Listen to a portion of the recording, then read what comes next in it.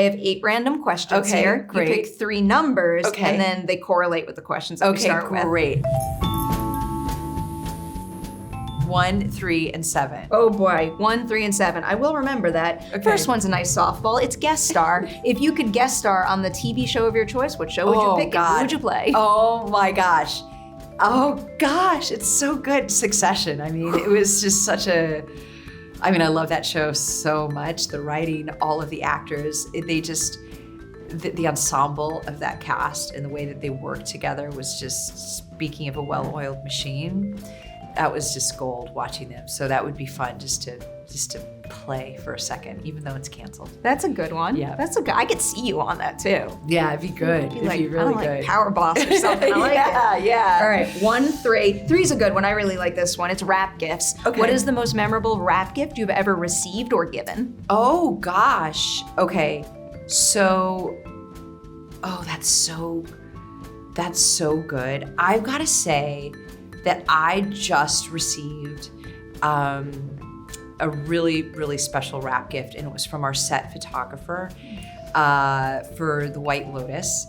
And he's just not just a set photographer, he's just an amazing all-around photographer. He's this Italian man who worked on season 2, and that's how Mike knows him, of course. But he's been shooting beautiful things, fashion and whatnot for many, many years. And it was a rap gift that he gave all of the actors, not just the actors, but also the department heads, so the hair and makeup and, costume, of just printed black and white film pictures of us in character and behind the scenes.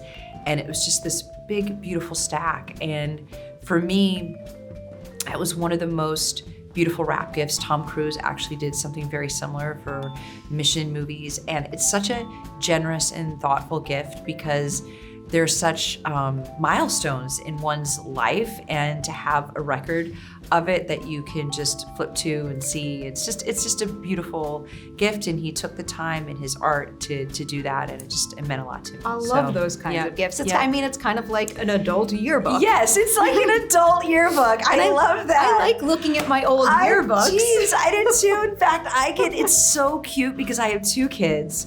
And their school puts out, like, even in elementary, like a little yearbook.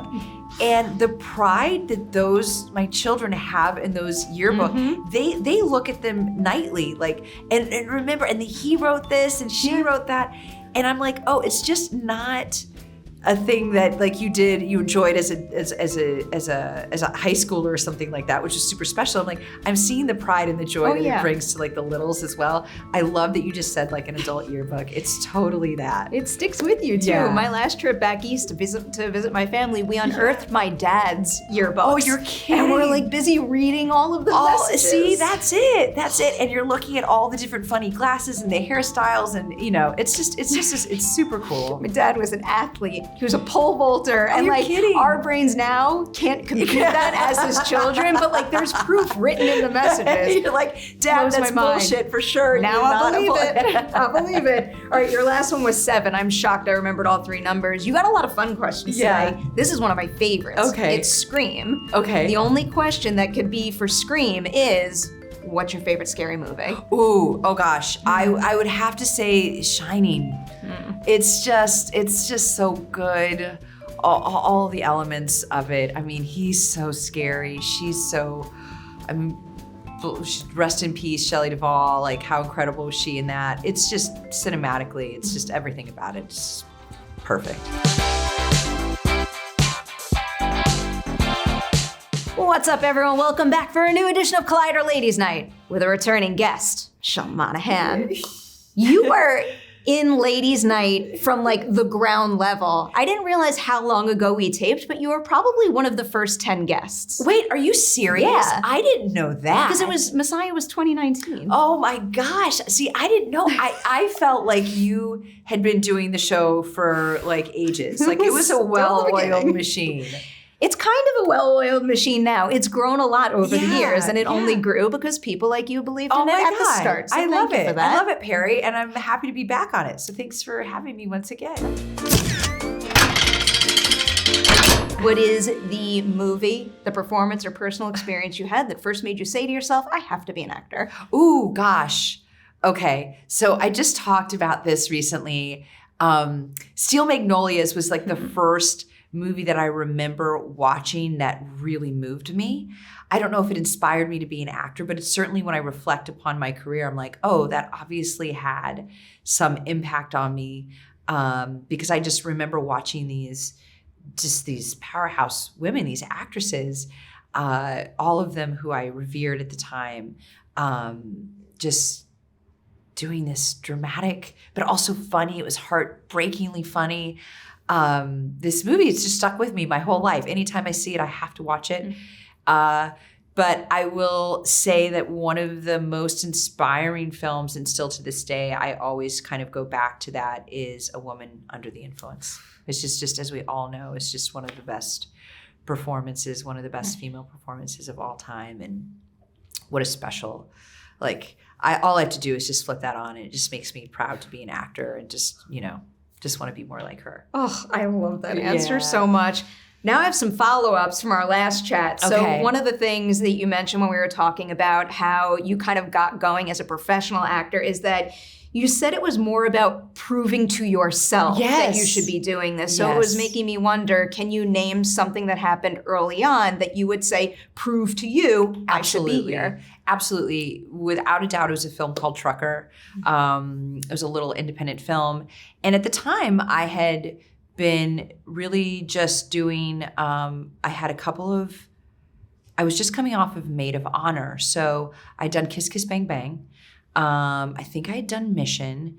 I may have done Gone Baby Gone at that point. I'm not for sure. But I just know that I wasn't really being offered like lead roles, and certainly lead dramatic roles. And I remember I got sent the script by James Modern, the writer-director, and it just really struck me. It really hit me, and I was like, "This is what I'm going to do." And it was the first film, I think, and really first role that I had the opportunity to really be fully absorbed in creatively, because it was sort of a lead role, and I got to really delve into the livelihood and the culture of the trucking world, into the female trucking world, and got my trucker driver's license, and spent a lot of time with lady truckers, and it was really the first time I really got to put myself in somebody else's shoes, and that meant a lot to me, and it was such a fulfilling experience personally and professionally. And at the end of it, I was just so proud of what we had made and what we created. I hadn't even seen the finished product yet, but I had already felt so much pride in the collaboration and the creative work. And it did turn out really great. I'm proud of that performance. So that really was when I went, oh, wow, I really did the work. And it paid off, and just keep going down this road. I love that answer. Yeah. That answer also gives me a lot of hope. You are going to ace the very last question. We will get there. The other follow-up I had was, you mentioned that early on it was really important for you to, get validation and encouragement from the people around you, whether it was in front of the camera acting with you or people behind the scenes. And a specific example you gave me was Richard Gere giving you the thumbs up. Yes. I was wondering if you had some more, because it is just so important in this industry to feel welcomed and supported. Yeah. So in addition to that thumbs up, who gave you that? You know what? Also, Robert Downey Jr. I mean, he was somebody who, again, that was my first lead role. It was more of a comedy. And we would have long chats. This was kind of his first film back after taking a lot of time off. And we had really vulnerable, great conversations. And he just said, stay humble, work hard, you've got something special, and you'll make it, but just, keep doing what you're doing. And it was really just kind of simple, but, words of encouragement in any kind of profession or any career, they go a long way. I recently, you work with camera people, you work with people on the crew, and, they'll just say things like, that was a really great scene. That really moved me, or that was really unexpected. And these are people that you spend 15 hours a day with, day in and day out. And they're the people that see it first. They're your first audience, and they're people that you really bond with. And just that's a kind note of encouragement. It's so positive. And I just think it's important to acknowledge people, because when they do great work, whether it's cast or crew, because I know how much it impacts me, and how supportive it is for me as a performer. You are validating my last question so much right now. I can't wait to ask it, but not just yet. The other thing I wanted to circle back around, I'm surprised I didn't follow up on this more last time, because anytime I talk to someone and they have a journalism background, I get very fascinated by that. Why did you choose to pursue a degree in journalism? And now, all these years later, is there anything you learned in that program that you find yourself thinking about in these kinds of spaces? Oh my gosh, I love this question so much. So it's really interesting, because when we go back and we start to think about like our lives and all the different turns and the pivots that we did and why we did them, journalism for me was something that was kind of a no-brainer for me. My family, we talked about current events a lot. In my house, we talked about politics and all sorts of things. And we always watched the news together. We always watched the nightly news. Tom Brokaw was like my dude at the time. I loved him. Diane Sawyer, I could just name them. And it's interesting when I think about what drew me to that, I really was idealistic. I think I still am in a way. And I really kind of wanted to right the wrongs of the world. But I also think that coming from a small town, that was the closest dream that I think that I maybe felt I was capable of being on TV. And I don't know precisely, but when I try to like do the math, I'm like, what led me to like be an actor? Because, I think really growing up in a small town of 700 people, like you don't even think that's a possibility, like becoming an actor, right? Like you feel so far removed. I never thought for a second like that was something that I wanted to do or pursue. And I think because you feel so far removed at that time, right? Certainly in the 90s, in the 80s and the 90s growing up. And, maybe it was like being the broadcaster, it was like, oh, that sounds like something I could do. That sounds interesting. And it felt like within the realm of how I was raised and what interested me. So I went to school to Columbia College, and I loved it. I loved studying journalism. What I didn't love was finding out that I was going to have to go back to small markets in Iowa in the Midwest and essentially become a one-man band. And also finding out that it was the lowest paying degree at the time coming out of college. And I was like, wow, I really I'm digging the city life. And I was modeling at the time. That's how I was putting myself through school. And I went, gosh, I don't know, man. I don't know if this is what I'm cracked up to do. I had a terrible breakup with a dude, as you do. And I wanted to move to New York. And I moved to New York. I dropped out of college. And my folks were very supportive. And I continued modeling. And but trust me. Oh, I'm here for it. We'll get to your second part of the question. And I always thought, oh gosh, I'm going to go back to college. I'm going to get that degree. And I won't feel complete unless I do. I'm very type A like that. And I didn't. But all of a sudden I started acting, right? The acting thing started picking up because I started doing commercials off of the modeling and this and that. And I'd never formally trained. And so I think what happened is one day I was actually prepping my role for Gone Baby Gone for Angie Gennaro. And I realized what I was doing was writing the who, what, when, where, why, and how. And I went, oh my gosh, it wasn't all for naught.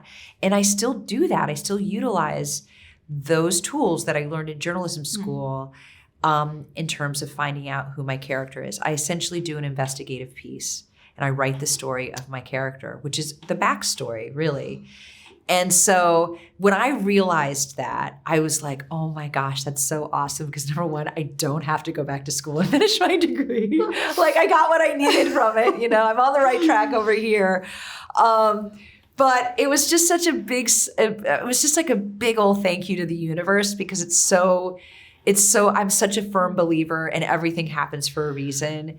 And I just went, yeah, that's cool, man. I've got that tool under my belt. And so I've just taken it with me. I love that. So you get some tools from your journalism degree. Now I want to talk about some of your acting tools. I got a big 2-part question for you. Great. What is an acting technique that you have used since day one and still hold tight to today? But then can you also tell me a technique you've tried for the first time more recently? Oh gosh, that's so an acting technique that I have used, because I never formally trained, I always just revert. It's not the healthiest technique that I can say, but I just connect from my own personal experience, right? So that's something that I can always sort of revert to. But I also, in having done that, on a very deep level throughout my career, that can sometimes be great, and then sometimes that can be hard to kind of let go of. And so I've realized, I was like, that's not necessarily a healthy thing to do. And it also feels like I've used it. I've been there. I've done it. Like, I got past that. I healed from that. I had that experience. That was fun. That's great. That no longer makes me laugh or bring me joy or excite me. So it's interesting. I've worked with now various different kinds of acting coaches, and I work a lot with like sense memory. I create something over an object in the room. And so I can utilize that. I can create a whole backstory on an object or a pillow or a piece of clothing or a picture. And I create a whole world about that story between, somebody else that's in the room. And so that's really great, because it's infinite in the way that I can create for that. Something recently that I've been playing with in the last year, the last few projects, is using an animal that inspires me. And that's something that I used in Bad Monkey. The character is very... I used a panther. I used a leopard because she's very sly. She's slightly treacherous. She can pounce. She's very unexpected, very unpredictable, and she likes to mark her territory. And I like the way cats move. They're just very, they're very fluid, and so I like using animal symbolism a lot in prepping for a role or for a character, because again, that kind of behavior is very specific and infinite. And so that's been a really fun process and tool that I've used as well. Excellent examples. I can't wait until we dig into your Bad Monkey character. Yeah. I don't know how you were talking about her in non-spoiler territory. Oh, right. My God, there are so many layers to feel people don't even know. Before we get there, though, one really big broad scene partner question, because one of the things that I remember most from our last conversation, this puts you on the spot a little, but you just remember so many great scene partners and experiences with them with such specificity, and I love that. And this is one of my favorite questions. Yeah. Can you name a past scene partner who had a very similar approach to the work, where the second you met, you knew you were immediately in sync? And then I want the opposite, though. Someone who challenged you to adapt and maybe try something new for the better. Yes. Okay, so Aaron Paul. I adore him. I fortunately got to work with him. Well, we first met on Mission Impossible 3, by the way, and he played my little brother. And many people may not know this. So we met on that movie. But then we really got to know each other, of course. He's one of my best friends now. I adore him through and through as an artist and as a human. But on the path, for 3 years, we got to work. And he and I are so similar in our process, in our work, in our just the way that we approach the creative collaboration. We're really in sync. We're kind of two peas in a pod. We have just a real mutual respect for each other, and there's just a real comfort and ease with him. And we want to find something to do so badly together once again. Have you seen his Black Mirror episode? Yes, it's so good. Oh my God. They're so good in that, That whole aren't they? group is incredible. It's incredible. It's incredible. That's something I'd like to do, by the way. So let me just putting that out there. Oh, we Carrie. manifest things on Okay, Lady great. Night. Let's Ladies do it. Night. Let's Speak manifest that into existence. Okay, great. Love it. Okay, so let me think. I'm really gonna think here. I want to say I'm gonna say Vince. Because Vince Vaughn in Bad Monkey, and I say this specifically, and I'm sure there's been others that have challenged me along the way, but he is so sharp and he is so fast. And it's of course all the reasons that I wanted to work with him, right? Because he is a comedic genius. And I say this because Grant, I wanted to go back and revisit my comedic roots because that's where I started. And I was like, it's time to go do that again. And who better to do it with than Bill Lawrence? But, getting, opposite Vince Vaughn, like he operates on a whole other level. Like his brain works really fast and you get the words on the page that Bill has written.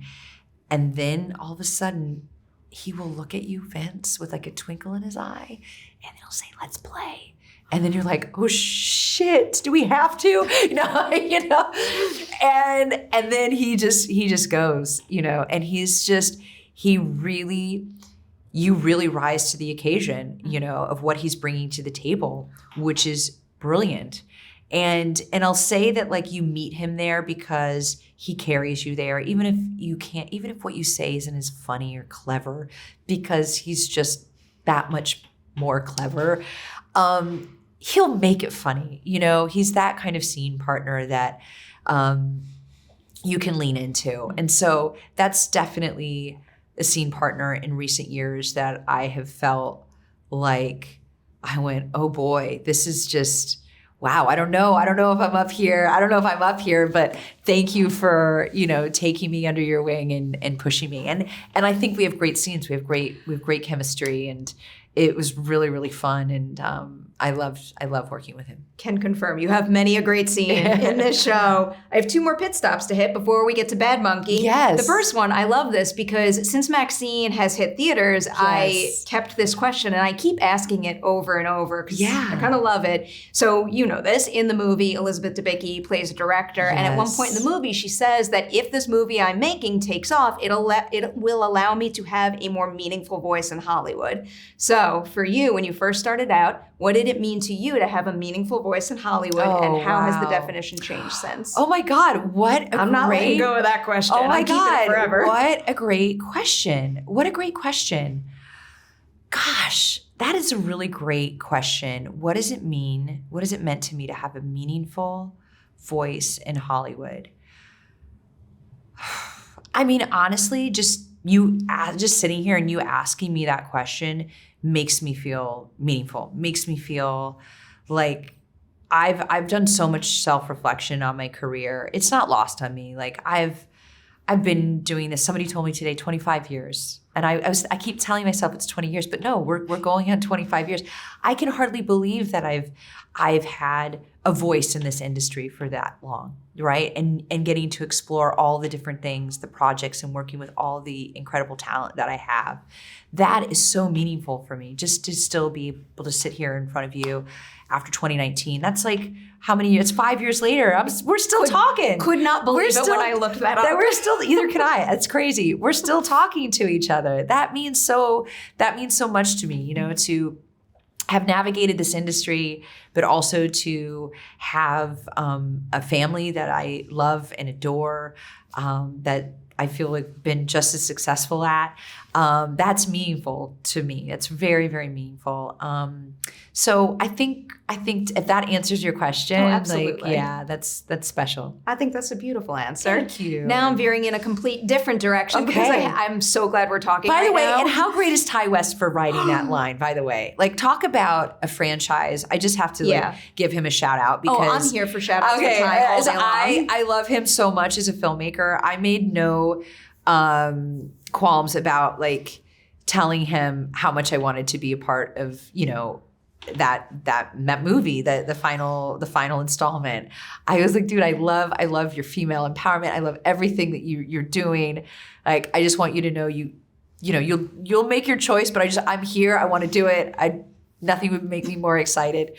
And he just doesn't disappoint. Like he just writes, he's just here for the woman, and I love it. He's brilliant. Like, I think you see it in that particular trilogy, given how he captures a different era of cinema in each one. But then if you look at his entire filmography, he always has like a foot in genre, but every single movie he's made feels so wildly different. Yes. One of his first movies was My First Junket Ever. House of the Devil. Oh, you're kidding. Wow. Okay, so you guys have that connection. Many years ago now. He's rad. I can't wait to see all the cool things he does. So I have to ask you a big MaXXXine spoiler question. Okay. Please tell me what you thought of your character's exit from the movie. And do you think she rolls down the hill and dies, or does she get up and she's like living somewhere else but without an eye? That is so funny. I was so excited for that death scene. I can't tell you. You said death scene. I did. So she's dead. I think she's dead. I think she's dead. I live by horror movie rules, so if you don't see someone dead, I love that rule. They could be walking around out there. I love that. Okay, she's a little lopsided for sure because her equilibrium is off. I love that death scene because he's so known for his amazing death scenes, and I was like, oh my God, I went out at the Hollywood sign, like. How meaningful is that? Like, I love that. I mean, it was so cool. I loved it. It was so, and with the crucifix, no less.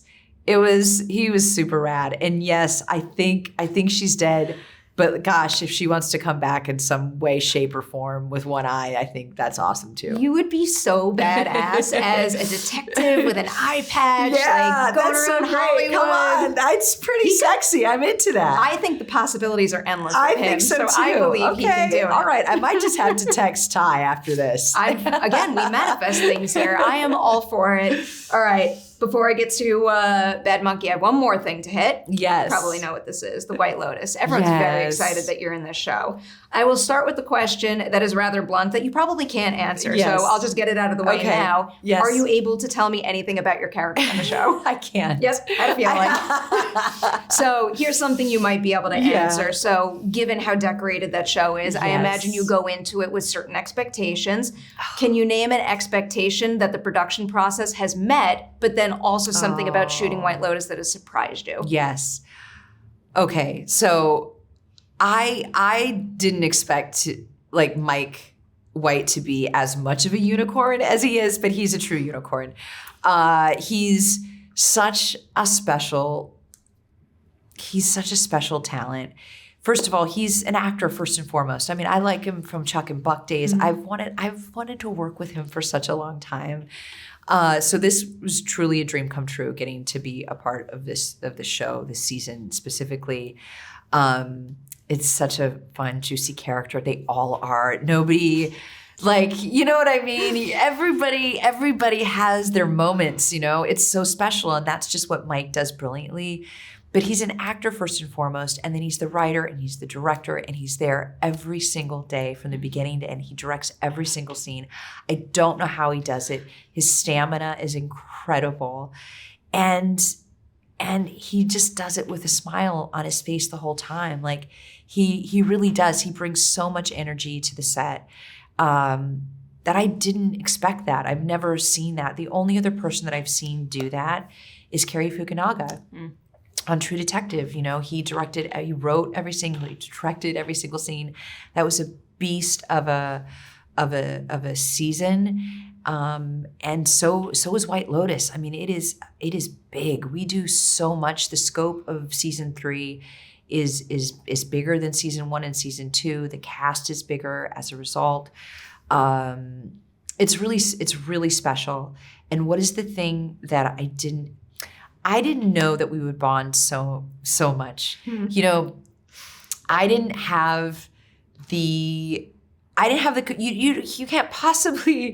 can't possibly articulate it. And the cast and I have spoken about it a lot.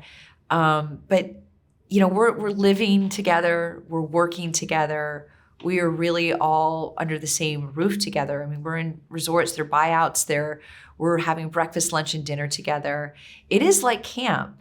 And it's a really bonding experience. You go through 6 months of people's personal and professional lives together, and you're inevitably bonded for life. And this is such a singular, unique experience that I don't know if I'll ever have anything like it again in a foreign country.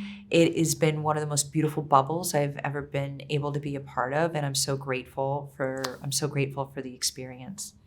I'll preface this next question by saying everyone in that ensemble is exceptional. Can you name one person who just so far exceeded your expectations where you're so excited for people to see their work? Oh gosh.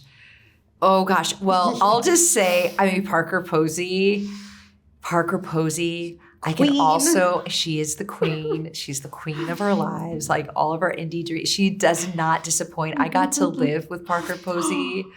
So I have such a soft spot for that woman. She's so ethereal and yet grounded and eccentric and so talented. Like, it's mind-blowing how talented she is. But she's also just the most amazing female, empowered, like, just supporter and everything. Oh, isn't that a gas? Isn't that a gas, Michelle? And I just sit back and listen to her. You just take the floor. We're gonna have breakfast here, but I'm not gonna say a word. I just want to listen to you wax on about the world. She's amazing. She's amazing. Her audiobook is amazing. What is her audiobook? So I never read. I listen to audiobooks. Yeah. But the most brilliant thing is she narrates her own, and hearing her book in her voice is a magical experience. Okay, how do I not... I don't even know about this. The title is escaping me right now, but I'll give it to you. It's literally downloaded on my phone. It's great. Okay, yeah. That's crazy. So good, okay. so good. All right, Bad Monkey now. And I feel like I need to preface this part of the conversation by saying we're going to talk only non-spoiler stuff right now. I just need people to know how many layers and how delicious your performance is while exploring all those layers are. So surface level right now, but there's so much more for people to explore. Thank you. When this opportunity came your way, what was it about it that made you think, this is what I need right now as an actor evolving my craft? Thank you so much. I was just wrapping up Echoes on Netflix, and that was just such an intense artistic endeavor. And I remember being in the middle of that process thinking, I'm going to do a comedy next. I am absolutely doing nothing but a comedy. I'm manifesting it. Like, that's what's going to happen. And sure enough, a couple of months later, Bill Lawrence called and he offered me Bad Monkey. And I just knew without question, I didn't have to read it. I was going to do it. I mean, it's Bill Lawrence, right? And I read Bad Monkey, and I mean, within the first 5 pages, I knew I still hadn't even got to Bonnie yet, and I just knew I was gonna. It was unlike anything I'd ever read. I wasn't familiar with Carl Hiaasen and Bad Monkey being a cult favorite, a novel, but it was such a unique world that Bill had adapted from the book, and it was so original and fun and noir, and it reminded me a lot of elements of Kiss Kiss Bang Bang. And I was like, these are the roots that I want to get back to. It's where I started my career. And so I was just so excited about the show in general. And then when I got to Bonnie, I was like, ooh, she's an enigma. This one is like, she's super complicated and fun. And I just got really excited because I saw a really big challenge for myself there and something that I hadn't explored before. And so I was really excited to get to do that character specifically with Bill and specifically with Vince. Okay, so these next questions are where I get a little dangerous. So hopefully we can tiptoe around spoilers. Okay. So one thing that caught my eye in our press notes that you kind of just said right now too, Bonnie has been one of the most amusing characters I've ever had to play because tonally she's all over the place. When you're playing a character who's all over the place, do you have to come up with like an anchor of sorts so that no matter what she's doing, what decision she makes, it's always based in some sort of consistent truth? Yes. Oh gosh. Wow. That's such a great question. Yes. And she was all over the place. And I actually had really sincere fears about that because I was like, wow, how am I going to make all of these kinds of quick changes and things like that? And I knew I was in good hands with Bill, because that's what Bill does the best, right? Historically, with all of his shows, all of his characters. And he gives you material that is like satirical and sarcastic, but also it's vulnerable and relatable and very intimate as well. And so I just knew, if this woman, knowing what we know about this woman, that she was just really honestly kind of lost, and she knew herself there were a lot of layers, and that she was just really trying to find her own identity and kind of going on this journey, and unfortunately taking a lot of victims in the wake.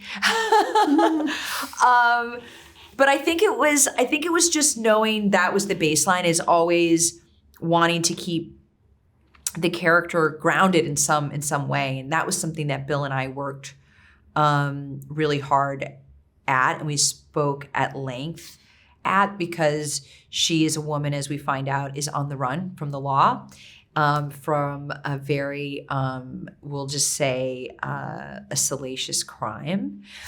And we wanted to take that seriously. But at the same time, we also wanted to keep her entertaining and fun. And yet we wanted to hold her accountable in her own Bonnie-like way. Okay.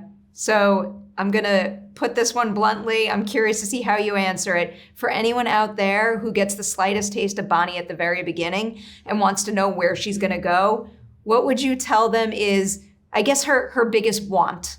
What is she looking for the most at the beginning of the show? Ooh, she's looking... Gosh, that's really... She's really playful. She's really playful. And you see a very confident surface level. You see a really confident, sexy, playful woman. And then you soon discover she's holding on to a lot of secrets. And that's what I started to love, as I delved into the role, and you start to peel back the layers one by one. She's quite, she's sly, she's treacherous, she's predatory, and she likes to mark her territory, and she's very unpredictable. And she gets more and more unpredictable. And so she likes to kind of be in control of things, and she likes to maintain her mystique. And then, her mystique gets blown. You were ready for this. You didn't spoil a thing. But that was a really full and accurate description. I like that. Good. All right, we have hit the end of Ladies' Night. Okay. So this is the final question. Already? It's been 40 minutes. Okay. We've been ending on this question for about the past year, and I love it. I always warn people that nobody likes to answer this question, but given some of the things you said, I feel like it'll be right up your alley. Okay. I love how in this industry we give each other awards. I think we should keep doing that. But I'm also a big believer nobody says good job to themselves nearly enough. Oh. So I want to know something you did in Bad Monkey that you'll be able to look back on and say, I am so proud of what I did there. Oh, wow. That's such a good question to ask people. I am really proud. I'm proud of the chemistry that Vince and I have in the show. For me, it was really rewarding, and it really ticked a box for something that I hadn't been exploring for a long time. I generally will have chemistry with co-stars, male or female, but for me, with comedic chemistry, for me is what I was really proud of. It was something that I hadn't done for quite some time, the comedy, and it was challenging to kind of find my groove with that. Initially, I was feeling a little daunted to do it, and it went really well, and I had a really fun time. And then the other thing that I just personally got to do and professionally do in the series was I got to swim with a manatee. I almost asked if the manatee was real, but then I'm like, you're going to look stupid if the manatee was VFX. It's real. And most people at this stage would imagine that it's CGI, but I wondered. Bill it wrote looked real. It was real. And that was something, I'm not necessarily that comfortable in water. I love stunts. I love doing a lot of things, but I'm not a big swimmer. And it was one of those things where they were like, are you comfortable in the water? Can you swim with a manatee? And I was like, sure. And then like I Googled, like, what is a manatee? You know what I mean? Like, to be honest, I mean, for real, I was like, what is a manatee? And I see this thing, and it's like a very prehistoric looking creature. Yeah. They're also referred to as sea cows, which makes sense because they are like the size of a cow, a size of a small couch. And it was one of those things that like, we're going to take a road trip to Crystal River, this very like small little town in Florida where you can find a manatee. And then we're just going to we got the cameras, we're going to dive in there, and we're going to hope that we can find a manatee. And then we're going to hope that we can find a manatee that like wants to hang out. And sure enough, we found the most playful manatee. We swam with this creature for an hour. It was so beautiful. It was so humbling and thrilling. And it was one of those, it was just such an amazing venture. It was towards the end of the film, and there was only about 20 of us from the crew that were there. And we just took a bus, and it was just so much fun. And my kids think I'm really cool that I swam. My son in particular thinks it's really cool that I swam with a manatee. And so I'm really proud that I did that. I overcame a fear. I managed to hold my breath. I didn't drown. I didn't drown the cameraman. And I didn't freak out. So I'm proud of that as well. You should be proud. And the end, have you seen that episode? The end results are beautiful. No, I haven't seen it. I actually haven't seen it. I'm texting Bill after shots. this, and I'm going to say you have to send me all the episodes. I've only seen the first 4, to be honest. So wait. Yeah. Oh, just wait. I know. I'm excited. I have to let you go. I'm going to say huge congratulations on everything you've accomplished on Bad Monkey and everything coming your way in the future. Thank you, Probably Perry. goes without saying. The Ladies' Night door is open anytime. Thank you so much. Thank you. This is so much fun. I love talking with you.